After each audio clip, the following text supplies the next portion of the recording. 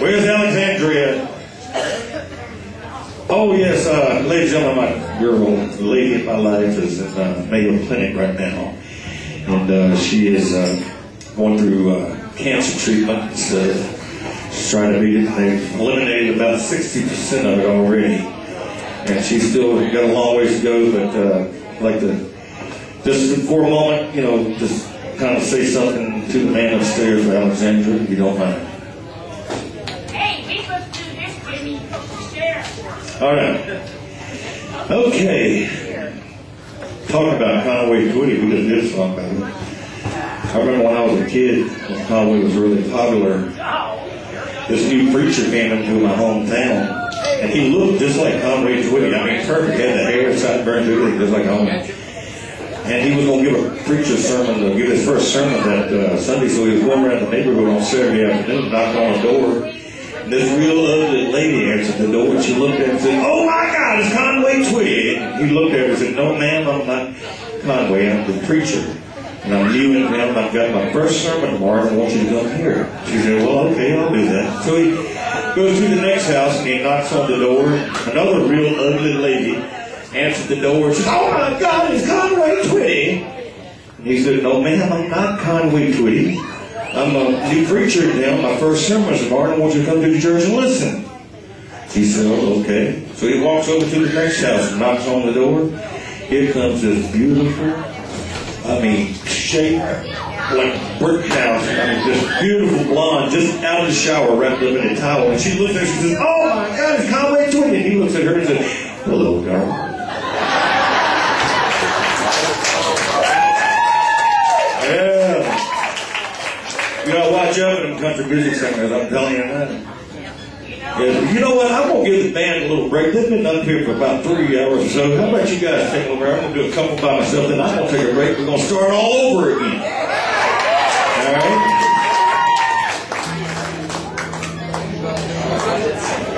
All right, the drummer actually plays guitar and sings too, and I've heard him sing. Y'all going to be really fascinated with this.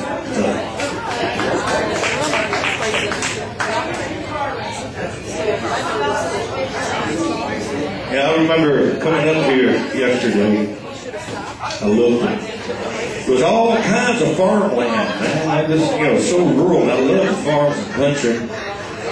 And I remember the first time I went to a farm, my granddaddy had one, and my mom and dad sent me to his farm over Christmas, the first time I'd ever been away from home. And my granddaddy told us, "Well, boy, if you're going to be here for a week, you're going to have to do chores." I said, "Well, what do you want me to do, Granddaddy?" He said, "I want you up about before the crack of dawn, go out and milk the cow. Now, when you get up, you go downstairs, your grandma's going to have your gloves on the stove, that old wood stove." And she said, he told me that the gloves would warm my hands up, so when I went to milk the cow, it wouldn't be frozen or cold hands on her, right? So I got up the next morning, had that biscuit, got my gloves off the stove, and went on down to the barn. Man, my hands got nice and warm. Put a stool up beside old bench at the cow, and got to milking her. And all of a sudden, she raised up and kicked me with her right hind foot.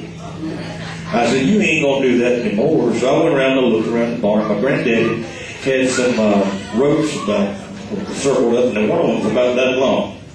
So I went back over there, and I tied one end to her right foot, and pulled the foot all the way over to the post on the stall, and tied it to that post. So here she was standing like this. And I said, "Okay," so I go back and I'm milking again. Next thing I know, she reared up and kicked me with her left hind foot. I said, "You ain't going to do that again." So I went and I found another rope about that long, tied one into her left foot, and pulled that one over to the other post on the stall and tied it right to that post. And here she was, standing like this. She won't go kick me again, right? I go back to milking her. Next thing I know, she takes that old bird, sheep tail of hers, got sheep birds in the tail, and she twisted it around and slapped me right up the face. I said, "You ain't doing that no more." So I went around and I looked, and I found me a nice long rope. And I pulled that stool and I put it behind her. And I stood on the stool and threw that rope over the rafters and pulled the end down, right? And I tied it to the end of her tail. And I started pulling that tail way up in the air. And my granddaddy walked in, and to this day he still says I was not milking that cow.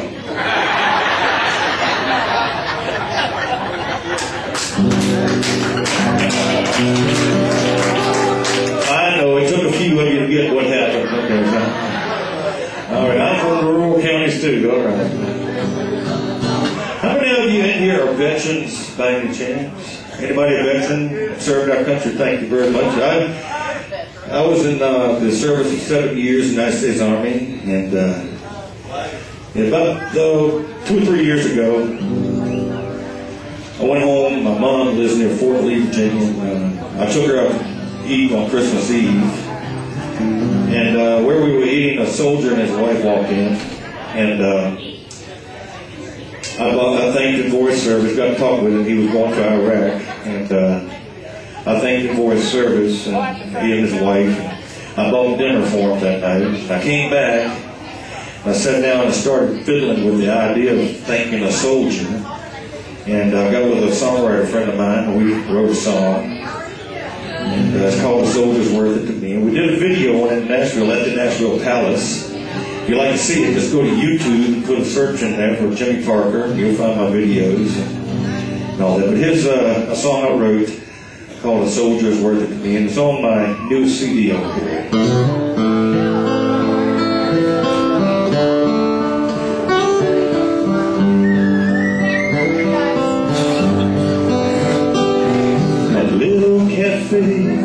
On the edge of town, having dinner with friends, talking about the war in Iraq, wishing that it would soon end. Through the door, a soldier looked in with 2 little kids and his wife. I could tell by his smile, the scars on his face, they were the pride of his life. As I sat there, I couldn't help but notice he had a hook for a hand. It reminded me of the price he's paid. How do I thank this man for those who fight for our right to be free? Without him, where would we be?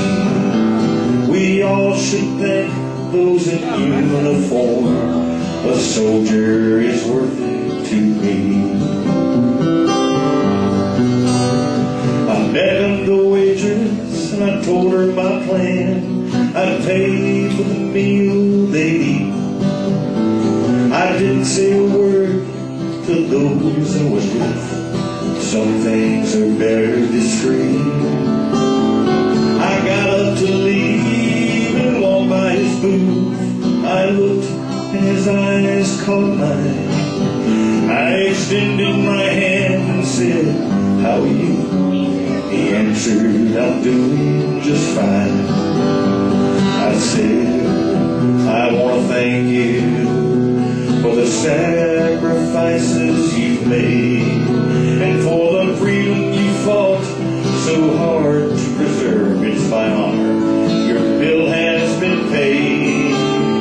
For those who fight for our right to be free, without them, where would we be? We all should thank those in uniform. A soldier is worth it to me. For those who fight for our right to be free, without them, where would we be? We all should thank those in uniform. A soldier is worth it to me. We all should thank those in uniform. That soldier is worth it to me.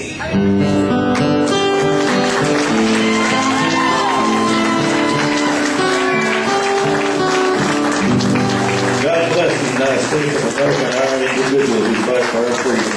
Thank you for your service. I'm going to do one more. I'm going to take a little breather. I'm going to play one that y'all never heard before. It's a song that I found. It was written by a friend of mine out of Canada.